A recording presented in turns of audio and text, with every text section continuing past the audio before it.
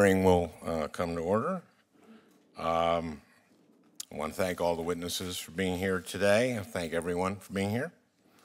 We're in the middle of a vote, I believe, so some of my colleagues will be joining me shortly, I believe. And I want to thank Chairman Leahy for giving me the opportunity to chair this hearing. And a special thanks again to the witnesses for sharing your time and expertise with this committee. Before I introduce today's witnesses, I'd like to take a few moments to clarify my intent in calling today's hearing. The topic of mandatory arbitration is much more interesting than its dry-sounding title might suggest to people who don't know much about it, which includes almost everyone, every consumer and every employee. Today, we're likely to discuss such wide-ranging legal issues as federal preemption, statutory construction, and class actions in situations as varied as chicken farmers to cell phone users to auto dealers. To the extent possible, I'd like to keep today's hearing focused on mandatory arbitration as opposed to other voluntary types of alternative dispute resolution, or ADR. I'm not aware of any introduced legislation to ban arbitration. I think everyone in this room can agree that there are some circumstances in which ADR, including post-dispute arbitration, should be encouraged. So let's focus our attention today on mandatory arbitration, which raises the most concern for me. I'd also like to use this hearing to broadly highlight all of the efforts that have been made over the years to properly limit the use of mandatory arbitration. I'm far from the first senator to champion this issue. Senator Feingold, a former colleague on this committee, was a true pioneer, and Senator Feingold partnered with fellow committee members to bring relief to certain groups particularly affected by mandatory arbitration. The ranking member of this committee, Senator Grassley, led the charge in limiting the use of mandatory arbitration clauses for poultry and livestock producers in contracts with their processors. He was able to secure the passage of a provision in the 2008 Farm Bill. I'd like to submit for the record a letter from Craig Watts, a Fairmont, North Carolina chicken farmer. He is one of many farmers who, under this law, has chosen to opt out of the arbitration clause in the contract he signed with his chicken processor. He notes that in his 20 years in contract poultry, quote, "I know of no examples of anyone ever taking a dispute to the court of arbitration. For a farmer, is just too expensive."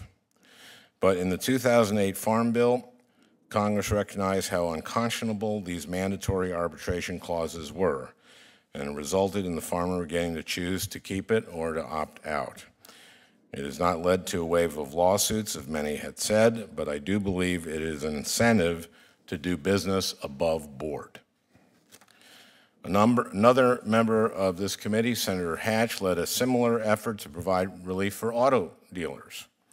In the Senate, this bill had 66 co-sponsors. Thanks to Senator Hatch's efforts, America's auto dealers are now on a level contractual playing field with the big auto manufacturers. These efforts all preceded my work on limiting forced arbitration for employees of defense contractors. They also preceded my introduction of the Arbitration Fairness Act this Congress, and the bill I recently introduced with Senator Blumenthal, the Consumer Mobile Fairness Act. These bills, like the ones that have come before it, seek to limit the use of forced arbitration clauses in contexts where one party suffers from a substantially weaker bargaining position. These particular bills focus on consumers and workers who form contracts with corporations. Critics may argue that these contracts were entered into voluntarily and that we are compelled to honor forced arbitration clauses or risk abolishing entirely the freedom to contract. I think several of today's witnesses can speak to this issue better than I. I am very honored today to introduce Minnesota's Attorney General and my friend, Lori Swanson. In 2009, Attorney General Swanson sued National Arbitration Forum on behalf of Minnesota consumers. At the time, the National Arbitration Forum was the country's biggest arbiter of consumer credit disputes. In the course of her investigation, Attorney General Swanson revealed that the NAF, which presented itself to the public as a neutral arbitration company, was in fact working behind the scenes with the companies against the best interests of consumers. In fact, the NAF boasted to the companies, quote, "Customers don't know what to expect from arbitration and are more willing to pay," and that, quote, "Customers ask you to explain what arbitration is, then basically hand you the money," unquote. But I'll leave it to Attorney General Swanson to tell the rest of the story. We're also pleased to have with us Dr. Deborah Pierce, currently the Associate Director of Emergency Medicine at Einstein at Elkins Park Hospital.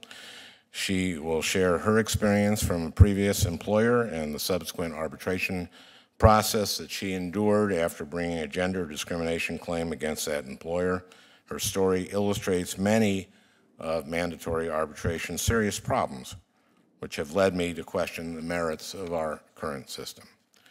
We're joined also today by Paul Bland, a senior attorney at Public Justice. Mr. Bland has devoted nearly his entire career to representing consumer clients in countless cases around the country. He has a true wealth of knowledge on a range of issues, particularly consumer arbitration. Mr. Bland's experience litigating consumer cases after Concepcion will give us a realistic and, I think, sobering look at the prospects for consumer-enforced corporate accountability going forward. We also welcome Professor Christopher Drahosel. Oh, I was so nervous about that. Doesn't mean I'll get it right the next time. Okay, well, Professor Drahosel is the John M. Rounds Professor of Law and Associate Dean of Research and Faculty Development at the University of Kansas School of Law.